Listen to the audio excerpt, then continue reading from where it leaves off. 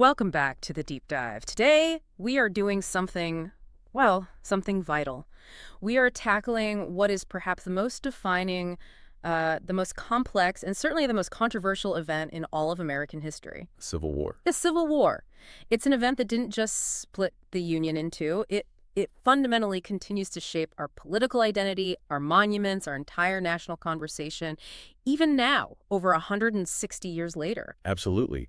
And yet, the core reasons behind it, they're still debated. Yeah. Fiercely in many cases. That's what's so wild about it. And that's our mission for this deep dive. We're going to try to cut through some of the simple, maybe more comfortable explanations. And the post-war revisionism, which is a huge part of the story. Exactly. We're going deep into the historical sources, relying entirely on the hard evidence. We're talking economic data, failed legislative battles, and, most critically, the explicit words of the people who actually started the conflict. We're looking for the root cause, the Yeah. central thread that ties all these other tensions together. And when you filter all of that evidence through, a rigorous historical lens, the conclusion is it's pretty clear. We've got sources today that reflect what is now an overwhelming consensus among historians. All right, it's not much of a debate in academic circles anymore. The Pulitzer Prize-winning historian Eric Foner puts it so succinctly. He says, slavery was the root cause of the Civil War.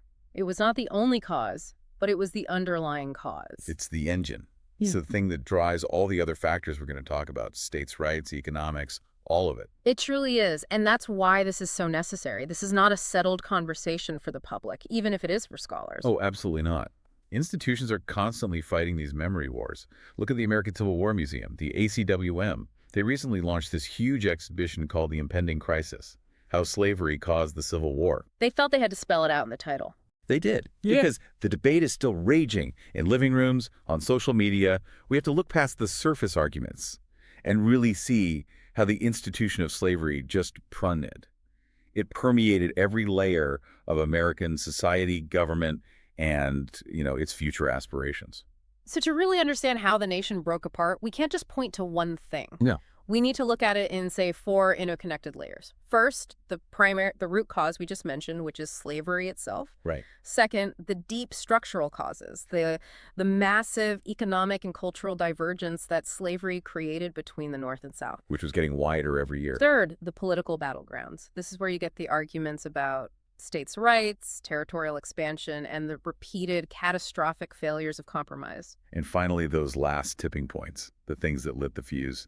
The election of 1860, and then, of course, the secession crisis that followed immediately after. Okay, so let's unpack that root cause itself. Yeah. We have to establish just how absolutely central slavery was, not just to the Southern economy, but to their whole identity. It's everything. When we talk about slavery in the South, this wasn't just some social institution on the side. It was the engine of its economic lifeblood, its political power, its entire social hierarchy. I mean, how central was it, really, in dollar terms? It was overwhelmingly central. I mean, financially, Yeah. structurally, in a way that I think modern people really struggle to grasp. The entire Southern economy was agricultural, right? Okay. Cash crops? Intensive cash crops, Right. cotton, tobacco, sugar. And this whole system was completely predicated on forced labor.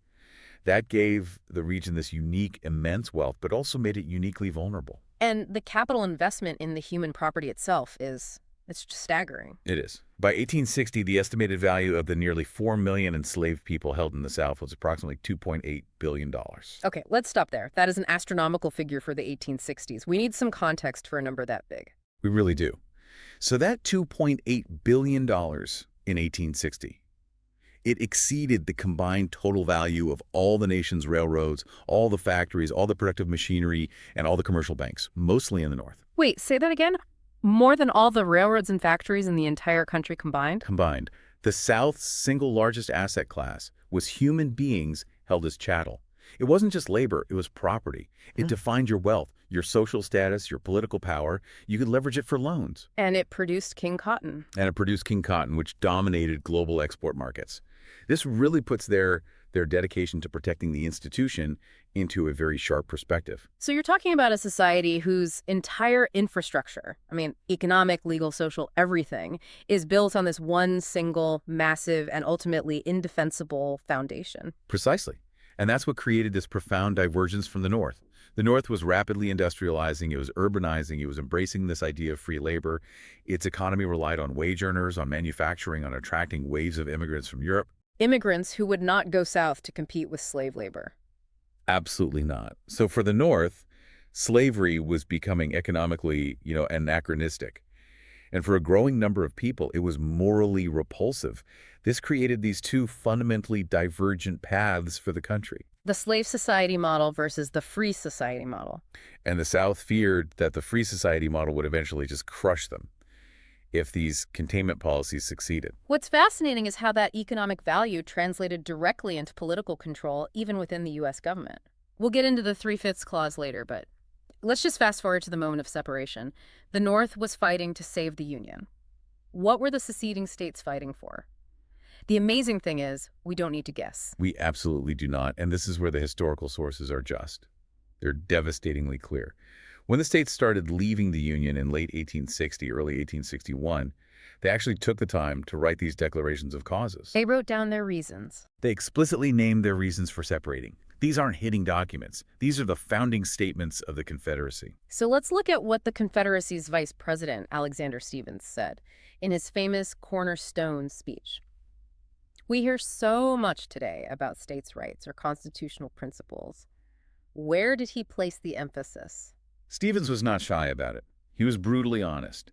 He declared that the Confederacy's cornerstone rests upon the great truth that the Negro is not equal to the white man, that slavery, subordination to the superior race, is his natural and moral condition. He said that flat out. Flat out. He said the old government, the U.S. government, was built on the false idea of equality, but the new one. The new one was built on this great physical, philosophical, and moral truth. They were forming a government premised entirely on perpetuating racial hierarchy and slavery. And this wasn't just him giving a fiery speech, the declarations from the individual states. They hammered this home with just relentless repetition. Oh, absolutely. Take South Carolina, the first to secede. They devoted pages of their declaration to complaining that the northern states were refusing to uphold the Fugitive Slave Clause. And that they had elected a president hostile to slavery. Exactly. Or look at Mississippi. They stated their position was thoroughly identified with the institution of slavery, the greatest material interest of the world. The greatest material interest of the world. That's how they saw it. Texas framed it even more dramatically. They said the non-slaveholding states were, quote, proclaiming the debasing doctrine of the equality of all men, irrespective of race or color, a doctrine dangerous to peace and to our domestic institutions. So any attempt to minimize slavery by claiming the war was only about states' rights. It just completely ignores what they themselves wrote. It does. When you hear that claim, you have to ask the question, states' rights to do what? And the documents answer it. The documents clearly show the right they were defending was the right to own human property and to be protected in that ownership, even federally. And this detail is so crucial. When the Confederacy made its own constitution, they didn't just passively allow slavery. No, they went further. They tried to create a structure that would protect it forever. They explicitly forbade their own states from ever interfering with property rights in enslaved people. And they guaranteed the right of citizens to carry their property into any new territory the CSA might acquire. Which proves they valued the federal protection of slavery over the abstract principle of states' rights. It's a staggering contradiction, isn't it? It is. They used states' rights as a legal mechanism to leave the Union, but then immediately created a new federal government that strengthened the protection of the one institution they cared about above all else. It just exposes the whole hypocrisy of the states' rights argument. It wasn't some philosophical defense of decentralized government. Whoa. It was a tactical defense of a specific, massive economic interest. But this brings us to a huge point of public confusion, and one that the ACWM exhibit you mentioned addresses: non-slaveholders. We know most Southern men who fought didn't own slaves. So if the government's cause was slavery, why did the foot soldiers fight? This is where you have to look at those deep-seated societal mores and fears. An exhibit like the one at the ACWM, it uses artifacts like the garments of a Southern white male, a Northern white woman, an enslaved family, to show how deeply these social rules were guided by slavery. So for the common white soldier, the motivations were complex. They were layered. Very layered. Let's break some of them down. First, there's just the straightforward economic fear. Okay. For non-slaveholding farmers and laborers, the fear was immediate and practical. They were terrified of economic competition from millions of newly freed black people. Right. If 4 million people suddenly enter the wage labor market. Exactly. Poor whites believed they'd be forced to compete for work at rock-bottom wages or that their crop prices would collapse. It would undercut their entire livelihood. And then there's the sociological fear, which you could argue might have been even more powerful. Oh, absolutely. The social status that came from slavery was paramount. Even if you were the poorest white person in the South, the existence of slavery guaranteed you one thing. You were at the bottom. You're not at the bottom rung of the ladder. Non-slaveholders feared the total collapse of this class-stratified society. They benefited from the idea of racial superiority, which was completely underpinned by the institution of slavery. There was that mudsill theory, right? Yes, the mudsill theory, the idea that every great society needs a permanent, subordinated class, a mudsill, to do the dirty work, so that the upper white class can pursue culture and governance. Poor whites, through deference, accepted this argument because it placed black people on that mudsill and not them. And we can't overlook the very real existential fear of slave insurrection. No, that was a real danger. Nat Turner's rebellion in 1831 cast this long, terrifying shadow over the entire South for decades. So that fear of a violent internal uprising, a John Brown-style revolt from within, was everywhere. It was pervasive. So fighting the Union was, in their minds, fighting to maintain social order and prevent what they saw as a race war and total chaos. In short, even if they didn't personally own enslaved people, they were fighting to maintain the entire framework of their society. Which was fundamentally built on the economic structure and racial hierarchy that slavery created. Which makes the government's cause and the soldiers' motivation inextricably linked. Okay, so we've established slavery as the root. Now let's shift to how this single issue just poisoned the political landscape for decades, starting right at the formation of the nation. Right back at the beginning. The U.S. Constitution, which was supposed to unite the country, actually laid the groundwork for future conflict because the Founding Fathers, they punted. They punted on resolving slavery. They absolutely guaranteed future conflict. The compromise that they made at the Constitutional Convention in 1787, they were necessary to get the Union formed, but they were cynical, short-term fixes. And they just allowed slavery to metastasize. Until the country literally could not function. The Constitution enshrined certain protections for slavery while, explicitly avoiding the word slave. They used euphemisms like persons held to service or labor. And the most famous concession, and you could argue the most destructive one politically, was the 3/5 clause. That clause is infamous for a reason. It counted 3/5 of the enslaved population for the purposes of apportioning seats in the House of Representatives and the Electoral College. And since enslaved people couldn't vote, this just inflated the political power of the southern states. Massively. It gave the South, what abolitionists call the slave power, control over key positions in the federal government for decades. The presidency, the Supreme Court, Congress, even though their free white population was much smaller than the North's. The Constitution also touched on the slave trade. It did. It set 1808 as the earliest Congress could ban the international slave trade, and Congress did that. But crucially, it allowed the domestic trade, the internal buying and selling of human beings, to flourish without any restraint. And we can't forget the Fugitive Slave Clause. In Article 4, yes. This obligated federal authorities, and theoretically all citizens, to return escaping persons.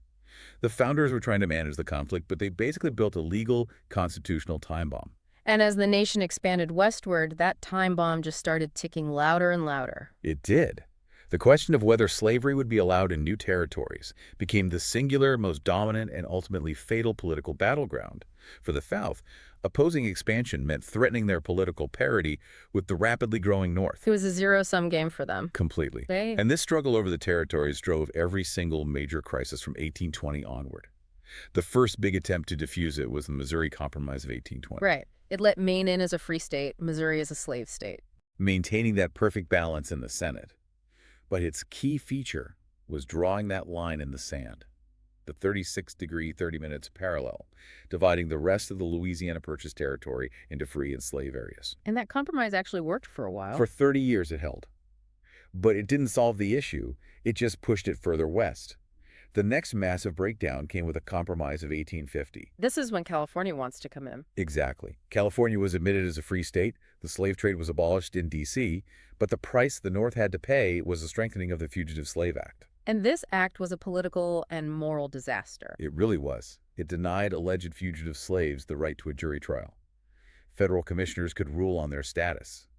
But the crucial part was that it required ordinary Northern citizens and authorities to participate directly in capturing and returning human property. With severe penalties if they refused. Under severe penalty. This was forced moral complicity on a national scale, and it sparked massive outrage in the North. This obligation to participate in what they saw as human bondage, it fundamentally transformed the anti-slavery movement, didn't it? It turned abolition from a kind of fringe idea into a moral crusade for ordinary people. The emotional response was immediate and visceral.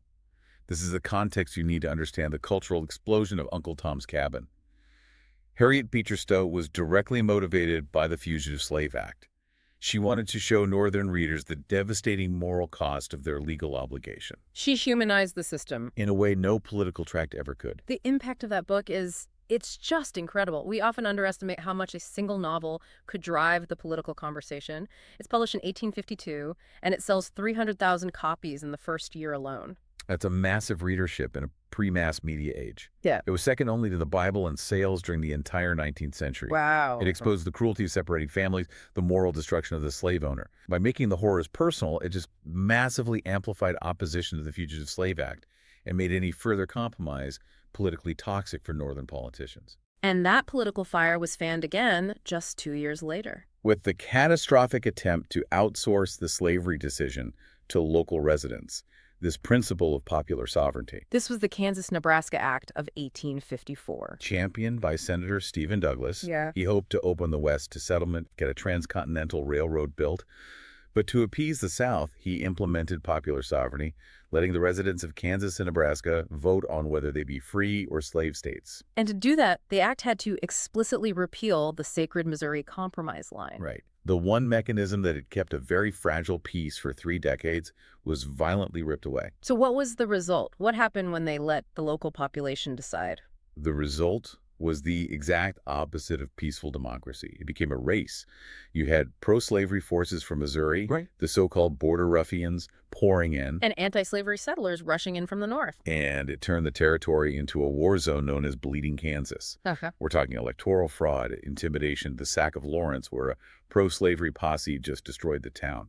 And then John Brown's retaliatory The massacre. Potawatomi Massacre, yes. Right. This violence in Kansas became the practical, bloody manifestation of the entire national crisis. It proved that compromise was failing and that the issue of slavery could only be settled through bloodshed. It seems like that act permanently broke the American party system. It did. The Whig Party completely collapsed over the issue, and the modern Republican Party was formed in 1854, coalescing around a single, non-negotiable principle: opposition to the expansion of slavery into the new territories. And if that wasn't enough, the crisis reached its absolute legal zenith 3 years later. But the Supreme Court. Dred Scott v. Sanford, 1857. The court, largely dominated by Southerners, thought they could just resolve the conflict legally. Instead, they effectively destroyed the rule of law. Chief Justice Roger Taney delivered the majority opinion, and it was a massive legal victory for the South, but a political catastrophe for the nation. Yeah. It had 2 devastating pronouncements. Okay, what's the first one? First, it declared that black people, whether they were enslaved or free, were not and could not be U.S. citizens, and that they had, quote, no rights which the white man was bound to respect. That single line completely dehumanized millions of people and legally validated the racial hierarchy the Confederacy was about to be built on. Precisely. But the second pronouncement was the legal death knell for compromise. The court declared that Congress had no constitutional power to prohibit slavery in any federal territory. Why not? What was the reasoning? Taney argued that the Fifth Amendment protected property rights, and since slaves were property, banning slavery in the territories was an unconstitutional deprivation of property without due process. So this ruling essentially invalidated every single compromise that had come before. The Missouri Compromise, any future compromise, it eliminated the core principle of the Republican Party's platform. This wasn't just a political loss. It challenged the very foundation of congressional authority.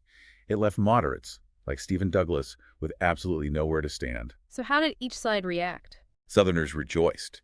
They believed their property rights were now guaranteed nationwide. But Northerners saw it as the ultimate proof of the slave power conspiracy, that the South would use every branch of the federal government, even the Supreme Court, to nationalize and protect slavery. The tensions were now legal, territorial, moral, economic. And the political system had completely exhausted all nonviolent means of resolution. So by the late 1850s, the political system is just. It's irrevocably broken. The courts had stripped away any legal path to a solution. The breakdown in trust was total, and then in 1859, the abstract debate over slavery erupts into open, terrifying violence. With John Brown's raid on Harper's Ferry. John Brown, he was this Old Testament-style abolitionist. Deeply personally and religiously motivated. He believed violence was not only necessary but righteous to eradicate the sin of slavery. And his plan was incredibly audacious. What was the plan exactly? To seize the federal arsenal at Harper's Ferry, Virginia, it's in modern-day West Virginia, and use the weapons to arm enslaved people for a mass insurrection. He hoped he would rise up, and he would lead a war of liberation through the South. But it failed. It failed. He was captured, along with his surviving men, by a contingent of U.S. Marines, led by Colonel Robert E. Lee. Wow. Brown was then tried for treason, murder, and inciting a slave insurrection by the state of Virginia, and he was hanged. And the reaction to his fate is maybe the clearest marker of how far the two sections of the country had drifted apart. It was a point of zero return. It was. In the North, especially among abolitionists and intellectuals, Brown was instantly seen as a martyr, a saint who sacrificed his life for the cause of freedom. Ralph Waldo Emerson compared him to Christ. Which must have horrified the South. It did, because in the South, Brown wasn't a martyr. He was the ultimate terrorist. He was the boogeyman, the embodiment of their absolute deepest fears. He confirmed every Southern paranoia. Exactly. They saw this as proof that the North wasn't just arguing politics anymore. They were actively financing, celebrating, and supporting armed violence aimed at destroying their society, inciting slave revolt, and murdering slaveholders. This event just sealed the conviction that they could no longer safely remain in the Union. The trust was gone. Completely. So the stage was set for that final, immediate tipping point, the election of 1860.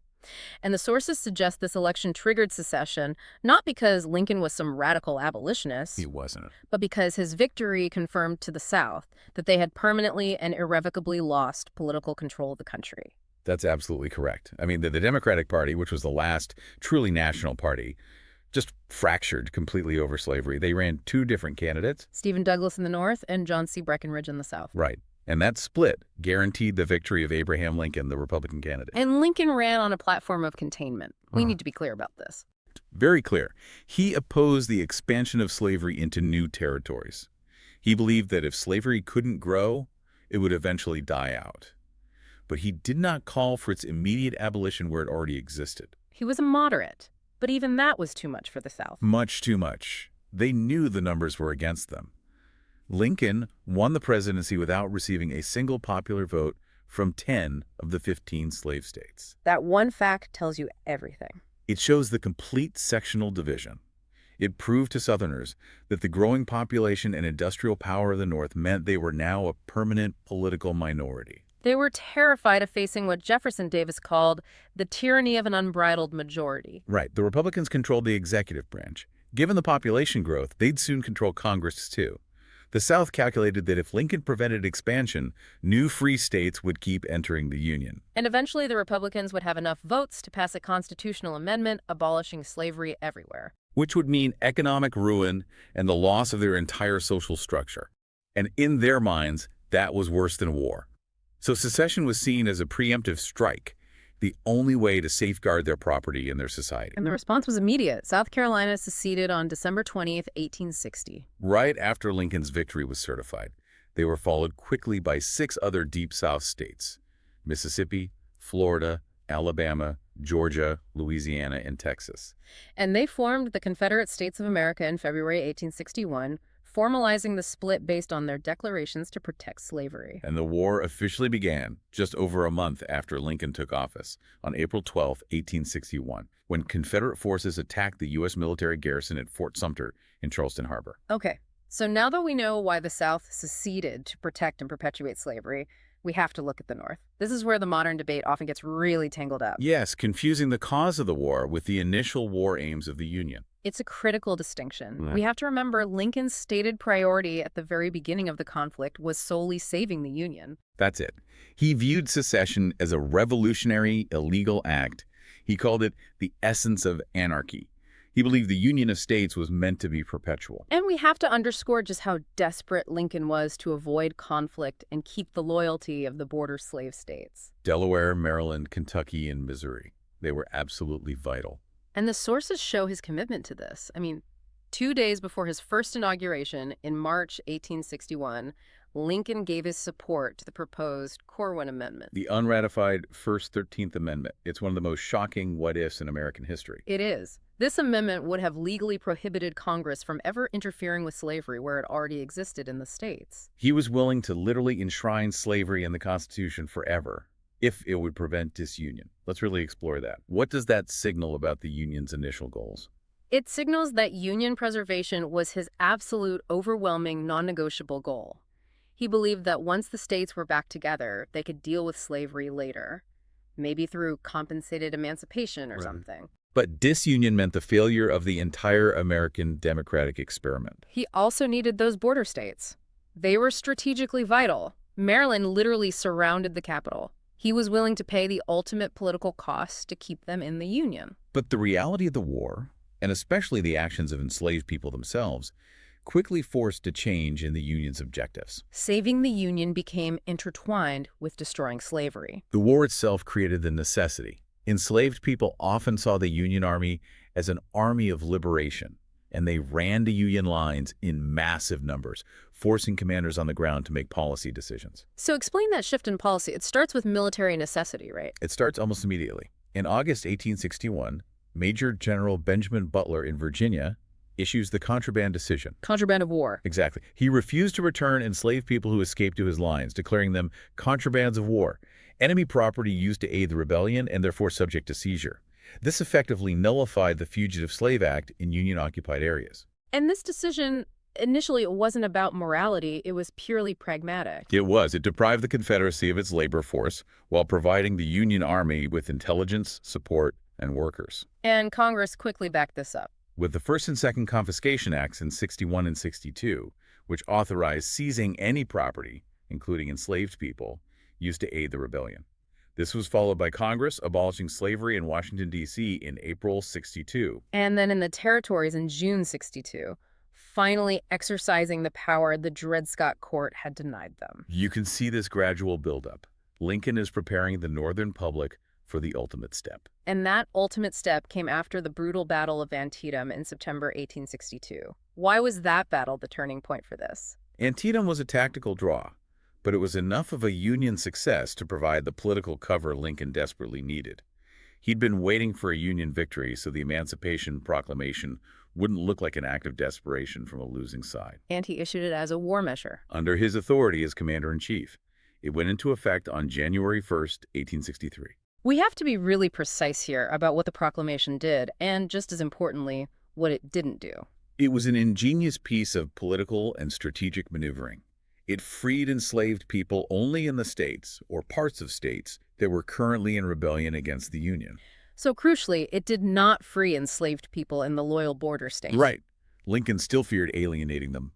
Nor did it free anyone in Union-occupied parts of the Confederacy, like New Orleans. So it was a practical tool of war that, at the same time, served this massive moral goal? It turned the conflict into a fight for liberation overnight. Strategically, it crippled the South's labor force. It encouraged thousands more enslaved people to flee. And crucially, it prevented European powers like Britain and France from intervening on behalf of the Confederacy. Because they couldn't justify supporting a regime that was explicitly fighting to preserve slavery. Exactly. And it also opened the door for black men to serve in the Union military. And they did, in huge numbers. The U.S. colored troops were established right after the proclamation. Nearly 200,000 African-American men, both free men from the North and recently self-liberated men from the South, enlisted. They basically declared that if anyone was going to fight for freedom, it needed to be them. Their service was instrumental in securing the Union victory. And the final, permanent abolition still required the 13th Amendment, which was ratified in late 1865. Lincoln knew the proclamation was a temporary war measure. He was keenly aware of its constitutional limitations. He worked tirelessly to make sure that permanent abolition was achieved through a constitutional amendment guaranteeing that the end of slavery would endure beyond the end of the war or the whims of a future Congress. Let's transition to one of the most persistent and complicated nuances in this whole discussion. The debate over the motivation of individual soldiers versus the political cause of the governments they fought for. This distinction is often deliberately blurred in modern discourse, so it's really important. So while the Confederate government fought explicitly and unequivocally to preserve slavery, as their own documents prove, We know that many common Confederate soldiers, when you read their letters, they often cited personal motivations, defending their homes, resisting what they saw as a northern invasion, or just fear of social collapse. they were fighting for their place, not necessarily for property they didn't own. Right. But historians caution that we cannot confuse that personal immediate motivation with the fundamental cause that brought the nation to war in the first place. That's the crucial point.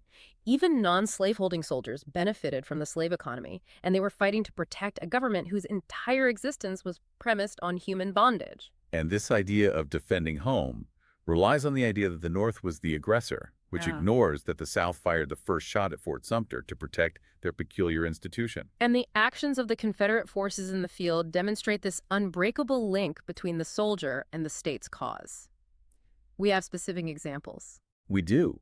During the Gettysburg Campaign in 1863, when Confederate troops marched north into Pennsylvania and Maryland, they actively rounded up hundreds of free black people and formerly enslaved people and sent them south, back into slavery in Virginia. So regardless of their personal property status, Confederate soldiers were active agents in the preservation and perpetuation of slavery. Their service directly supported the institution. The great Civil War historian James McPherson synthesized it perfectly. He said, "There were many causes of the Civil War, and they all were slavery." It's the perfect summary. The economic divergence was caused by slavery. The constitutional crisis, slavery. The territorial battles, slavery.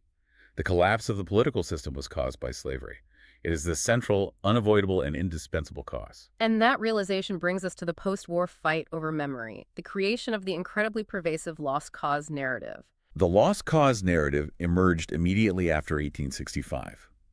It is a concerted campaign by former Confederate leaders, soldiers, and later powerful organizations like the United Daughters of the Confederacy to sanitize the conflict, It was historical revisionism. designed to erase the centrality of slavery, what one person called the evidence of the crime, from the historical record. What were the key tenets of this lost cause narrative? Well, they minimized slavery, often portraying enslaved people as happy, loyal servants or just ignoring them completely. They emphasized the nobility and martial genius of Confederate generals, especially Robert E. Lee, turning him into a kind of marble saint. And most importantly, They insisted that the war was not about slavery at all, but was instead primarily about states' rights, northern aggression, or the defense of some abstract Southern honor and constitutional principles. and this narrative was incredibly effective at capturing public memory for decades. It absolutely was. It dominated Southern textbooks for generations. It heavily influenced popular culture nationwide well into the mid-20th century. Our sources show that as recently as 2011, studies found many Americans still believed the war was mainly about states' rights. It just shows the tremendous lasting power of this historical campaign. It does. But the crucial realization for you, the listener, has to be that the right the Southern states seceded to defend was explicitly the right to own human property and to extend that property into the territories. So to synthesize this entire deep dive, slavery was not merely a cause, nor was it even the most important cause alongside others. No, it was the indispensable, fundamental root cause. It drove the profound economic and cultural divergence that made two sections of the country incompatible. It necessitated the constant legislative compromises that eventually failed. It fueled the states' rights arguments, and ultimately it led directly to the political breakdown that made compromise impossible and set the stage for war. The evidence is just overwhelming. The war was caused by the decision of 7 states, and then 4 others, to separate from the Union to protect and perpetuate an institution, slavery, that they deemed essential to their economic survival and their entire social order. And the election of Abraham Lincoln, a Republican committed to just containing that institution, was viewed as an existential threat that triggered secession and, inevitably, war. It was the most spectacular and bloody reckoning with the founding contradictions of the nation. It resolved two key questions permanently. National unity was preserved, and freedom was secured for approximately 4 million enslaved people. But as Lincoln recognized, resolving the war was only part of the task. He spoke of the principle of liberty to all as being like an apple of gold, which was protected by the frame of silver, the Constitution, and the Union. That's a beautiful metaphor. It is. And while the frame survived and that apple of gold was secured for the formerly enslaved through the 13th Amendment, the underlying goals of racial equality, civil rights, and full citizenship, the enduring promise of that apple of gold remain an ongoing, persistent challenge even today, 160 years later. That fight for true equality is really the unfinished business of the Civil War. Absolutely. And if we accept the historical reality that the debate over the cause of the war has been a political battle over memory since 1865, then we have to challenge ourselves to exercise that same historical rigor now. What do you mean? We have seen how inconvenient and uncomfortable historical truths, like slavery being the primary catalyst for the war, were deliberately obscured by powerful groups and narratives like the Lost Cause for generations. That leads us to the provocative thought we want to leave you with. In today's heated political landscape, there are always uncomfortable truths or complex realities that we as a society might be tempted to simplify, minimize, or overlook in favor of a more flattering or convenient narrative. So think about this. What specific uncomfortable historical truth about our present moment might future historians 160 years from now accuse us of having willfully overlooked or minimized in our own political and social debates?